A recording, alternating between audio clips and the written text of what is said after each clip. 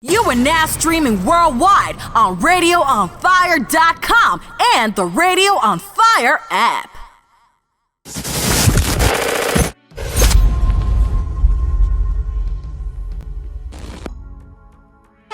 For Baltimore, Washington, D.C., Atlanta, and our viewers around the world, welcome back. It's your man Diamond K, RadioOnFire.com, TheDiamondKShow.com. Glad that you could join us. Atlanta's mayor, Keisha Lance Bottoms, announced today that she has tested positive for COVID-19 coronavirus. She made that announcement via Twitter, and she said in a tweet that she has shown no symptoms. Not a lot of information available. Here's a tweet from Atlanta Mayor Keisha Lance Bottoms. COVID-19 has literally hit home. I have no symptoms and have tested positive. The state of Georgia is reporting 97,064 cases and 2,878 deaths as of 3 p.m. today. That is an increase of 1,548 new cases and 18 deaths since Sunday. Mayor Bottoms has stressed throughout this pandemic the importance of getting tested and wearing a mask. My issue, she's been seen in public, many public events without a mask. Many times with a mask, but several times without a mask. Atlanta has not made it mandatory to wear masks in public. Mayor Bottoms has strongly encouraged it, but here we are. It is something that a lot of people have to see hitting very close to home. As I said, the mayor of Atlanta, very vocal in her takes on the coronavirus, how it is being handled, and everything about it. She's been very vocal. She has made some vocal enemies, I would say, but she is someone that we are praying for, and we hope that everything is okay. As of now, she is asymptomatic. She could be pre-symptomatic. Hopefully, this doesn't get very bad. The coronavirus, the pandemic, is nothing for us to take for granted at all. A lot of different reactions online to the Atlanta mayor's announcement. Most well-wishers keeping her husband and the entire family in prayer. Over the weekend, an 8-year-old was fatally shot in Atlanta near the Wendy's restaurant where Rayshard Brooks was killed. Gunfire broke out on the 4th of July weekend in Atlanta, injuring over 20 people, killing 3, including an 8-year-old girl.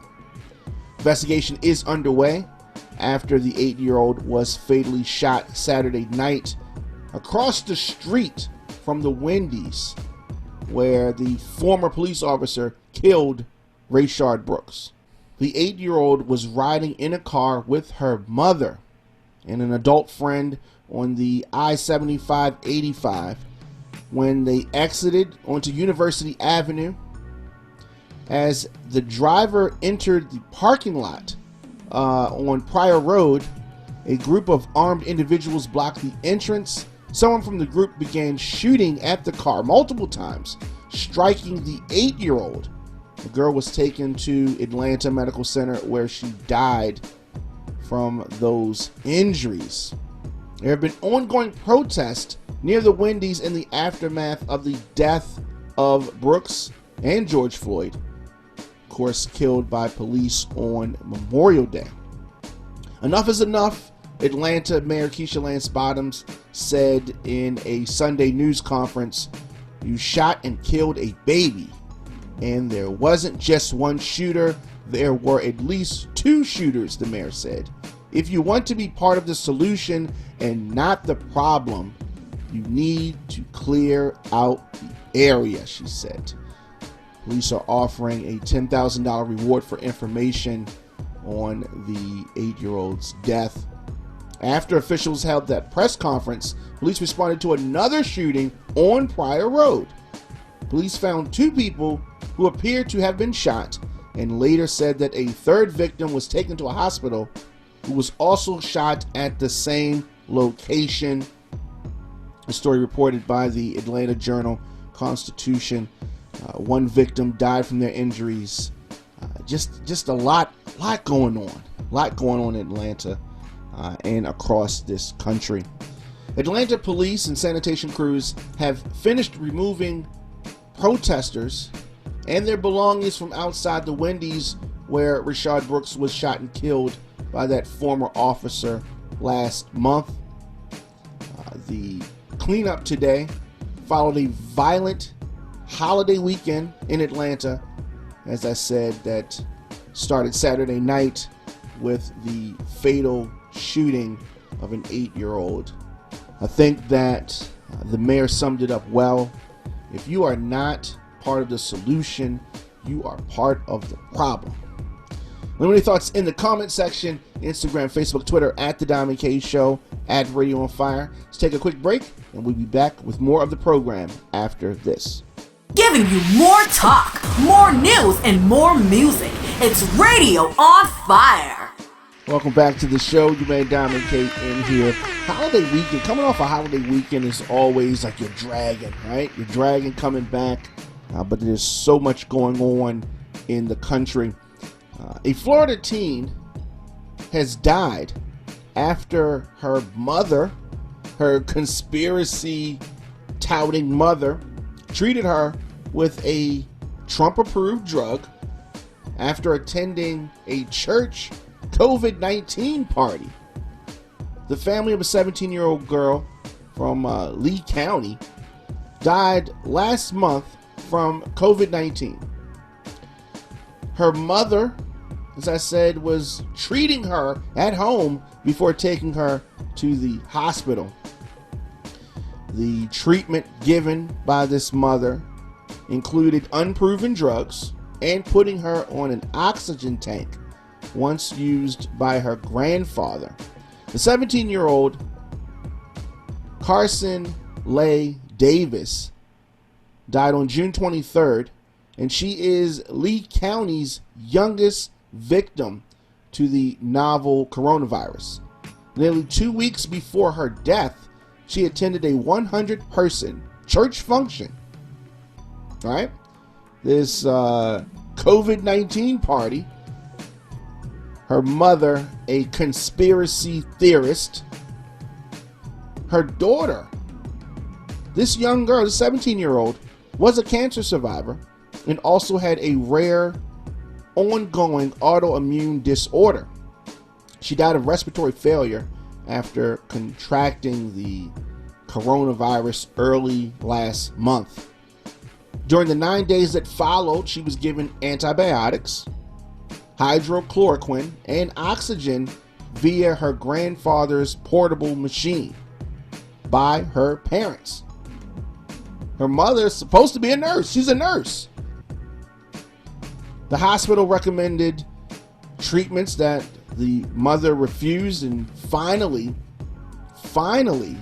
she started receiving plasma therapy and eventually what the hospital was recommending, but she died 1 day later. Of course, that hydrochloroquine, something that is for anti-malaria, or it's an anti-malaria drug, something to fight malaria, that the president had been praising. Another one of his supporters, following his bad advice, bad example, and this mother's trying to treat it. I mean, she wanted to help the daughter, but she didn't do anything to help her. Now, granted that the child was a cancer survivor and had some other things going on, to me, all the more reason why she should have taken her to the hospital immediately when things got out of hand. and definitely should not have had her in a position where she was attending that function. I mean, it's very unfortunate that you have mothers that love their children like that. In other sad news, Broadway actor Nick Cordero has died after his battle with coronavirus. He was just 41 years old. The Broadway actor who admirers across the world were hoping and praying for his recovery. The actor sadly has died, according to his wife. He was hospitalized back in March, Cedars-Sinai in LA. Cordero spent some time on a ventilator, suffered multiple COVID-19 complications in April, and had to have his leg amputated. His wife kept fans and supporters updated on his progress through the month of May, and the news continued to get worse. She told CBS This Morning that Nick had been so critically ill that he may have needed a double lung transplant. So in addition to his wife, the actor is survived by their 1-year-old son named Elvis. Definitely want to send our condolences to the family and friends of Nick Cordero. Follow us on all social media at Radio on Fire. In Baltimore over the weekend, the controversial navigator Christopher Columbus, a statue of him was toppled and thrown in Baltimore's Inner Harbor. The European explorer and colonizer in the Americas, someone who in recent time has been shown for his true self, not someone to be celebrated. However, I do not condone the desecration of the statue. Was toppled. It has been retrieved from the harbor. Early morning crews, they had divers down there and everything looking for this statue. Such a fever over this. Dive team went down there, found the statue, began pulling pieces of it out of the water. They attempted to remove the statue from the water on Sunday, and they failed. So we're being told that they're going to try to refurbish the statue. Baltimore protesters pulling that down on Independence Day and then throwing it into the Inner Harbor. They used a rope to take down the monument, which was placed there back in 1984. They don't have any updates as far as who did it. The police are still investigating this whole thing. Very interesting story, and the outrage from some people about this. There have been many statues torn down throughout the country in this recent time of unrest and protest. Even a statue of Frederick Douglass has been vandalized. It has been taken down to be repaired, and it will be replaced. The president of the city council, Brandon Scott, issued a statement on the matters, and he said that I suggested that the last administration remove this statue when they removed the Confederate monuments. I support Baltimore's Italian American community and Baltimore's indigenous community. I cannot, however, support Columbus. And that I definitely agree with. Also in Baltimore, an unknown substance has spread in the water near Canton waterfront. That's part of this same body of water, the Baltimore Inner Harbor. An unknown substance, which you can clearly see has discolored the water. The group Blue Water Baltimore said that its scientists have alerted the Coast Guard and the city's Department of Waterworks. Blue Baltimore said that it has received reports that the substance could be linked to a water main break. The group said its waterkeeper team believes it to be heating oil. So you can just see the way that it has discolored the water, the already heavily polluted water in Baltimore's harbor. Just sad state of affairs. Before we go, Amy Cooper has been charged with falsely reporting an incident. You remember this? She called the police. This was more than a month ago on Christian Cooper, who was in New York's Central Park. This is a Class A misdemeanor, meaning that Cooper could face up to 1 year in jail or 3 years probation and a fine of up to $1,000 if convicted. Amy Cooper told 911 dispatchers that there was an African American man threatening her life after Christian, who was not related to her, told her to put her dog on a leash. He was just bird watching. In the state of New York, falsely reporting an incident in the third degree happens when a person reports something to law enforcement despite knowing the information reported, conveyed, or circulated is false or baseless. In the days that followed this incident, of course, Amy Cooper lost her job at a global investment firm and temporarily gave up her dog to a rescue organization. She did get the dog back. She issued multiple apologies. Now wants to play stupid like she didn't know what she was doing. But Christian Cooper is a good guy. He feels that her apology was sincere, but he criticized her for not acknowledging the racist undertones in the situation. So she's going to at least be charged. I want this to be a lesson to you all.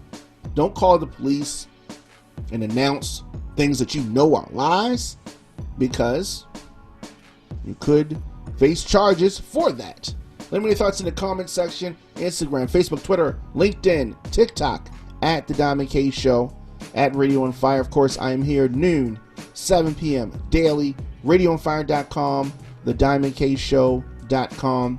Wherever you get your podcasts from, in the search bar, just type in The Diamond K Show. Hit the subscribe button on YouTube.com/DJ Diamond K. I will see you guys tomorrow.